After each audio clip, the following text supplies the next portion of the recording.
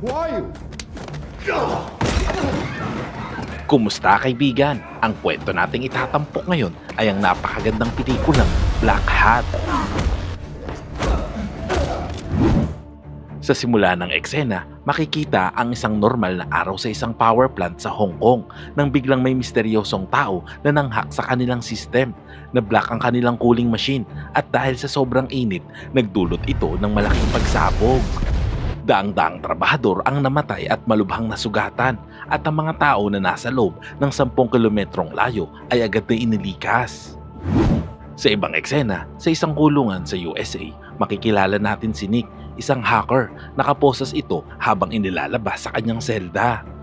May natagpuan din ng mga pulis na nakatagong device sa kanyang gamit at napansin nilang ang lahat ng inmate sa kanyang selda ay biglang nagkaroon ng pera sa kanilang account, kaya't si Nick ang kanilang pinaghihinalaan. Subalit itinanggi agad ito ni Nick kaya ikinulong siya sa solitary confinement kung saan nilibang na lang niya ang sarili sa pamamagitan ng pag-ehersisyo araw-araw upang maibsan ang pagkabagot.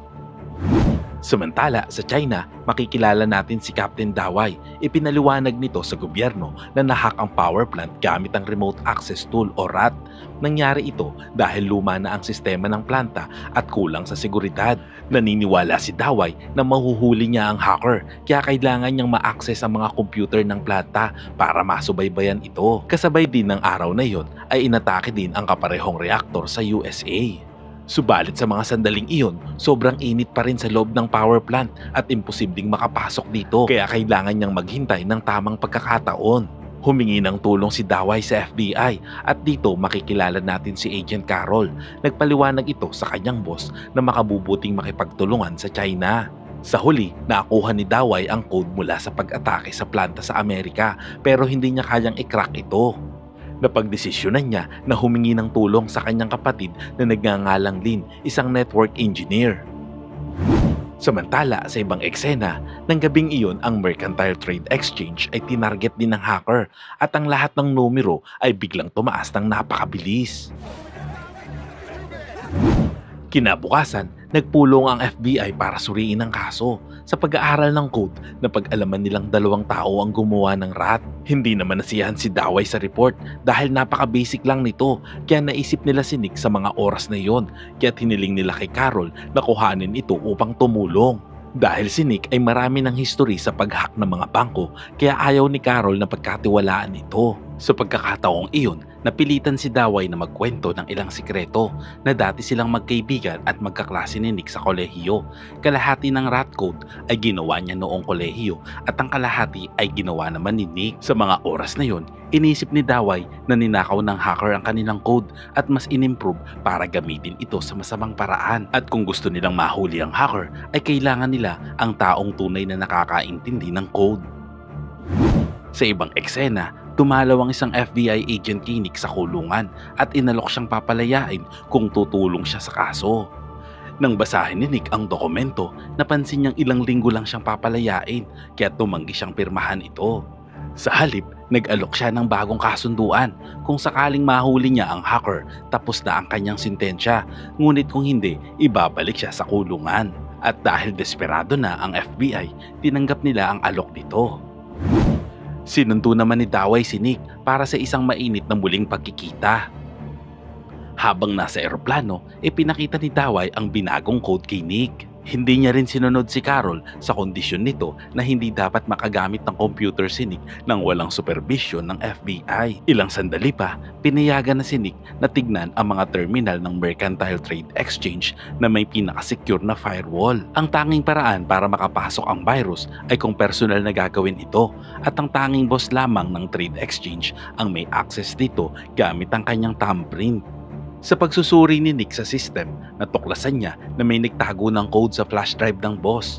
Habang iniisip ang mga posibleng suspect, naalala ng boss ang isang lalaki na nagngangalang Lozano na nagtrabaho lamang doon ng 1 buwan at biglang nawala nang hindi maipaliwanag. Sa kanilang karagdagang pagsusuri ng code, napansin nila na may mga hindi natapos na linya. Napag-alaman nila na kailangan ng hacker ng pera ng mabilisan kaya inatake nito ang soy market para mapuno ang kanyang account. At ngayon, marami na itong oras upang tapusin ang code. Ibig sabihin ay may mas malaki pa itong tinatarget.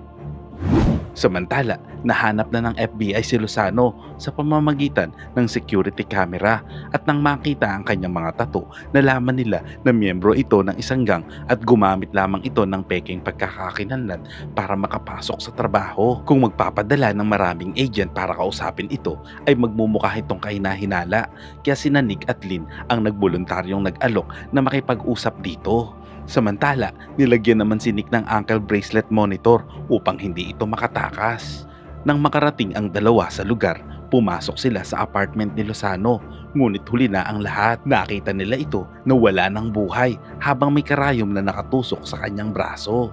Sinuri ni Nick at Lynn ang mga computer ni Lozano at natuklasang may malalakas na device na nag-e-encrypt sa lahat ng data at nagpapanatili sa kanyang pagiging anonymous at wala ding IP address na masusundan. Sinadya itong gawin ng hacker upang maprotektahan ang sarili.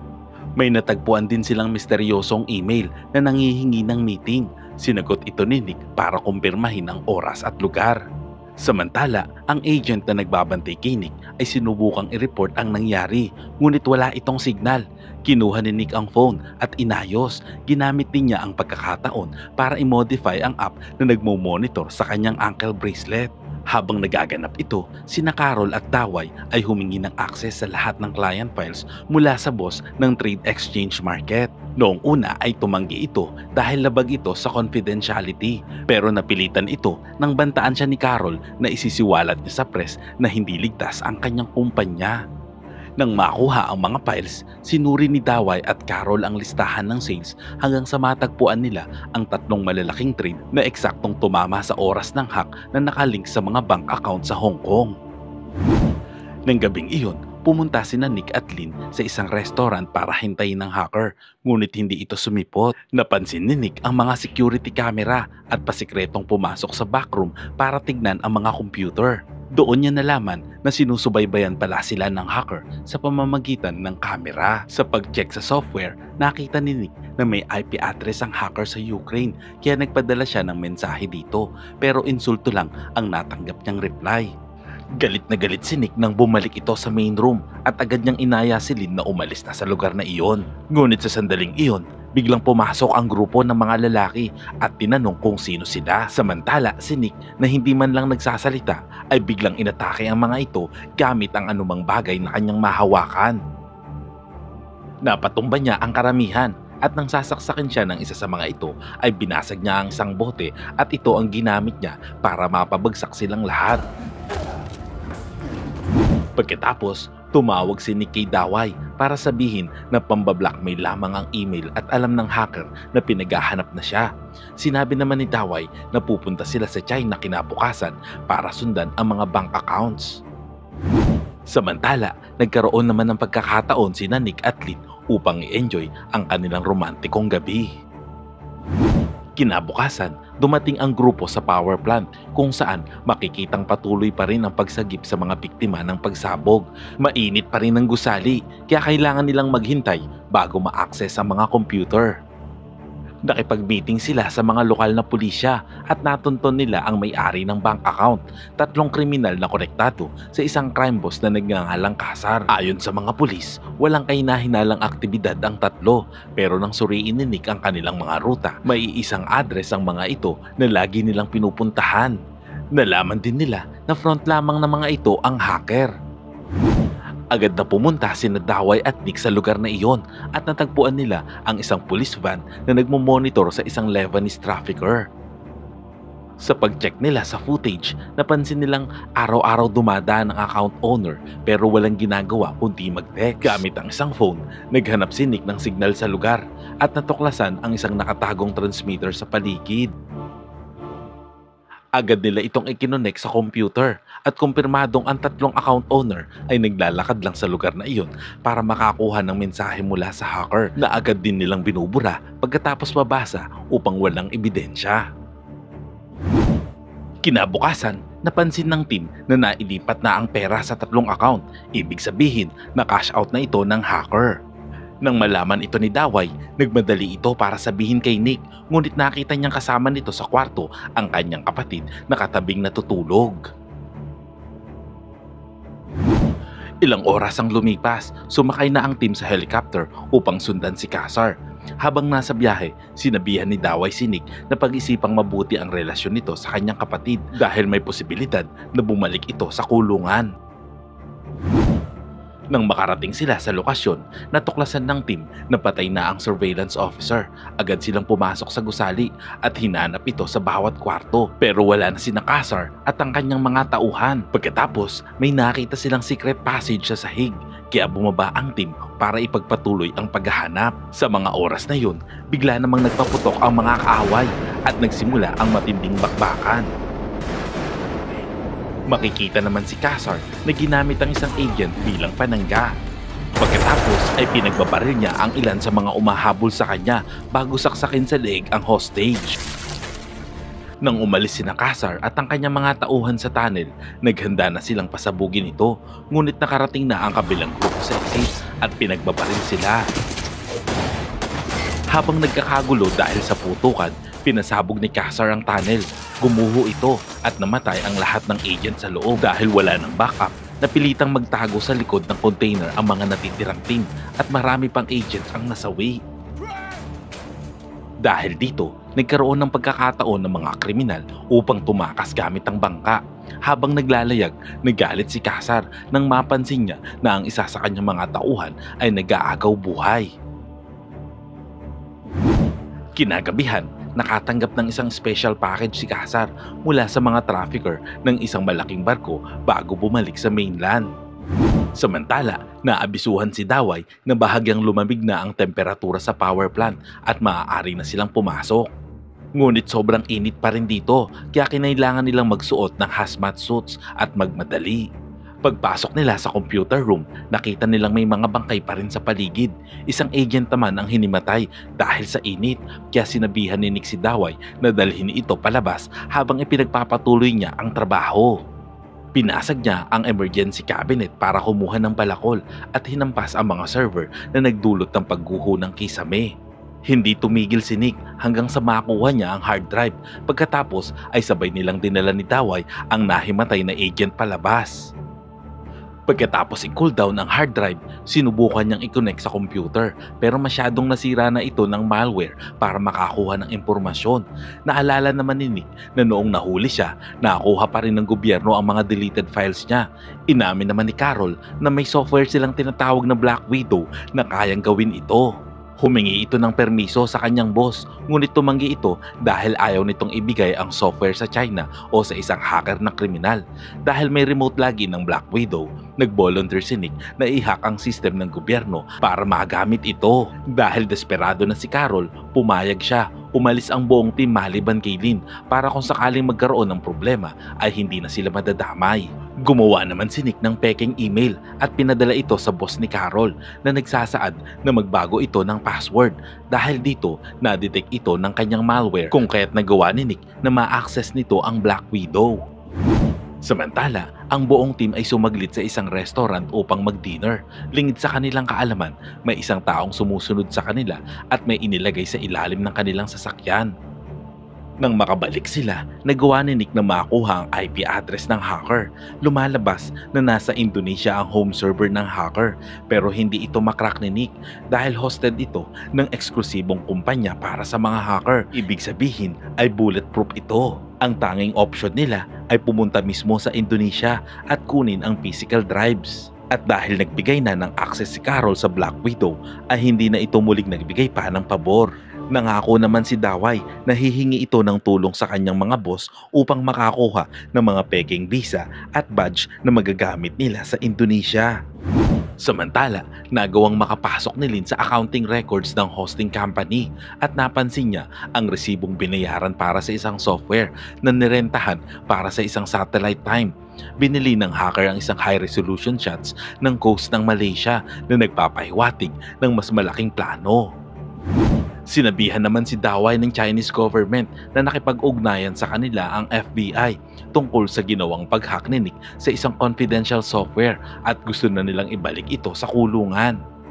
Sinubukan ni Dawai na ipaliwanag na kung wala si Nick ay hindi nila mahuhuli ang hacker pero ayaw makinig ng kanyang mga boss. Sinabi ng mga ito na pwedeng pumunta sa Indonesia ang buong team ngunit si Nick ay kailangang i-deport pabalik sa USA. Kinabukasan, palihim na nag-text si Dawai kay Lin bilang babala kaya agad silang tumakas ni Nick. Samantala, tinawagan si Carol ng kanyang boss para pagalitan dahil sa nangyari. Ipinaliwanag naman nito na wala siyang nagawa ng mga oras na yun dahil kunwaring itinali siya ng mga ito. Kaya inutusan siya ng kanyang mga boss na isuko si Nick sa lalong madaling panahon. Nang pumunta siya sa kwarto ni Nick, wala na ito. Napagtanto nila na na-modify ni Nick ang monitor app ng ankle bracelet nito. Mabilis nila itong inayos para makuha ang kanyang lokasyon. Samantala, lihim na nagkita sina Nick at Dawai. Sinabi ni Dawai na akala ng mga Amerikano na nakuha na ng China ang Black Widow dahil kay Nick. Kaya pinakiusapan niya itong tumakas at nangakong magkikita sila sa Indonesia. Gusto namang sumama ni Lin ngunit ayaw ni Nick dahil delikado. Kaya nag-away sila hanggang sa umalis si Lin. Nang mga oras na yun, sinusundan nila Carol ang signal ng bracelet ni Nick. Nauna namang dumating si Lin sa airport habang inihintay nito si Nick.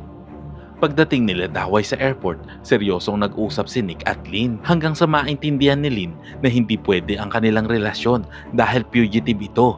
Habang seryoso silang nag-uusap, bigla namang may sumabog na kotse sa kanilang likuran na naging dahilan ng biglaang pagkamatay ni Dawai. Lumalabas na si Nakasar at ang kanyang mga tauhan ay nasa paligid lamang at sila ang dahilan ng pagsabog ng sasakyan. Pagkatapos ay pinaulanan sila ng mga putok ng baril. Mabilis namang itinago ni Nick si Lin na nagluluksa ng mga sandaling iyon. Dumating naman si Carol upang tulungan sila Nick. Nagawa nilang mapatumba ang iba, ngunit sa kasamaang palad ay nasawi din sila. Samantala, nakapagtago sina Nick at Lin sa subway station at agad na sumakay ng tren bago pa dumating ang mga kalaban. Dahil naman sa kagustuhan ni Lin na makaganti sa pagkamatay ni Dawai, kaya pumayag na rin si Nick na isama siya. Pagkatapos, may kinausap si Lin ng ilang lalaki at nagbayad dito para sa peking passport at para tanggalin na rin ang ankle monitor ni Nick.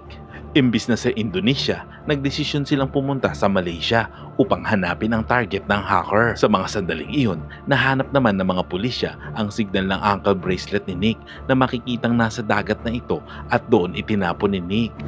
Samantala, nagawang makakuha ni Nick ng isang private plane sa pamamagitan ng pagsuhol at tuluyang lumipad papuntang Malaysia. Sinundan nila ang coordinates mula sa satellite shot ngunit mukhang walang tao sa lugar. Bigla nilang nakita ang mga hagdan sa pagitan ng mga bato. Inakyat nila ito at nakita na may hatch sa itaas. Pagpasok nila dito, nakita nila ang lahat ng makina na nagpapatakbo sa dam. Pareho ang modelo ng water pump sa power plant, kaya iniisip ni Nick na gustong sirain ng hacker ang dam para wasakin ng mga tin mine. Gagabitin nila ito upang yumaman sa pamamagitan ng pagbenta ng mga tin minerals. Lumalabas na ang naunang pag-atake ay practice lamang para maisaayos ang mga code. Samantala, nagawang makarating nila Nick sa Indonesia. Bumili sila ng mga kagamitan at nag-set up ng computer sa kwarto. Pagkatapos ay isinakatuparan na nila ang plano. Sumakay si Nick ng kotse na nasa rooftop at itinulak ang isang van pabagsak sa building ng hosting company na naging dahilan ng malaking kaguluhan. Ilang sandali pa, nagsidatingan na ang mga pulis at bumbero. Habang abala ang lahat sa kaguluhan, pumasok naman si Nick sa isang kwarto at kinunik ang computer sa server para ma-download ang files at codes. Pagbalik nila sa kanilang kwarto, sinuri nila ang impormasyon at nakumpirma na may third version ng rat ang hacker at ang dam talaga ang target nito. Nakuha rin nila ang real account details ng hacker. Kinabukasan, pumunta si Lin sa bangko at nagpanggap sa receptionist na may presentation siya sa manager. Ngunit bigla niyang natabig ang kanyang kape dahilan upang ito ay matapon sa kanyang mga notes. Nakiusap naman siya sa receptionist na kung maaari ay ma-print muli ang kanyang mga notes sa pamamagitan ng kanyang USB drive. Pumayag naman ito at ikinunek ang USB ni Lin. Ginamit naman ni Nick ang pagkakataon para ma-hack ang sistem ng bangko. Inilipat niya agad ang lahat ng pera ng hacker sa sarili niyang bank account. Pagkatapos, nagpadala si Nick ng warning message na may kasamang phone number.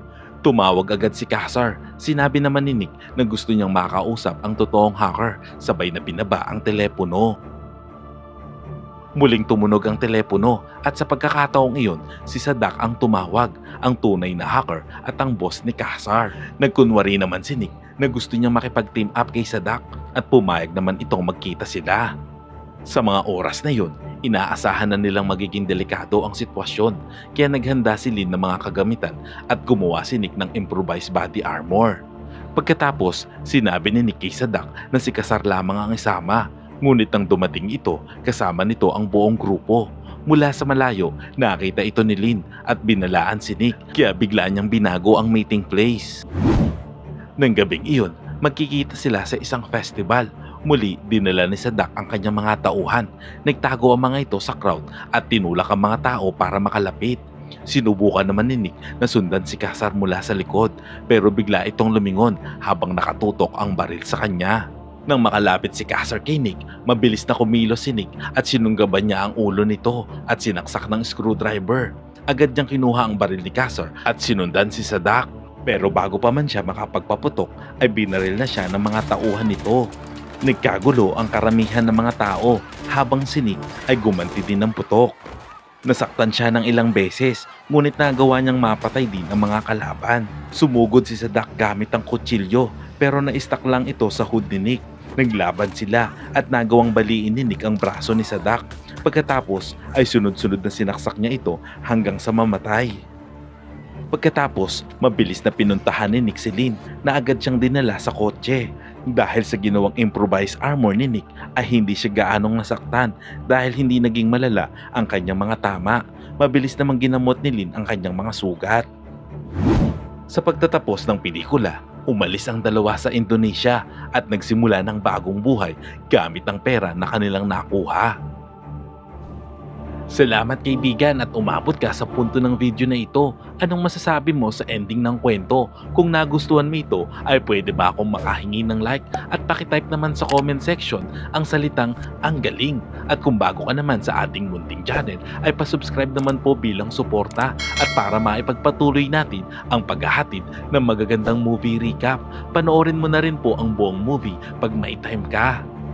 Sana'y nagustuhan mo kaibigan ang kwentong ating itinampok. Kung magkagayon ay baka naman pwedeng pakilike ang video ito at pasubscribe na rin sa aking channel. Kung hindi mo naman ito nagustuhan ay pwede mong pindutin ang dislike button ng 2 beses para makasigurado ka.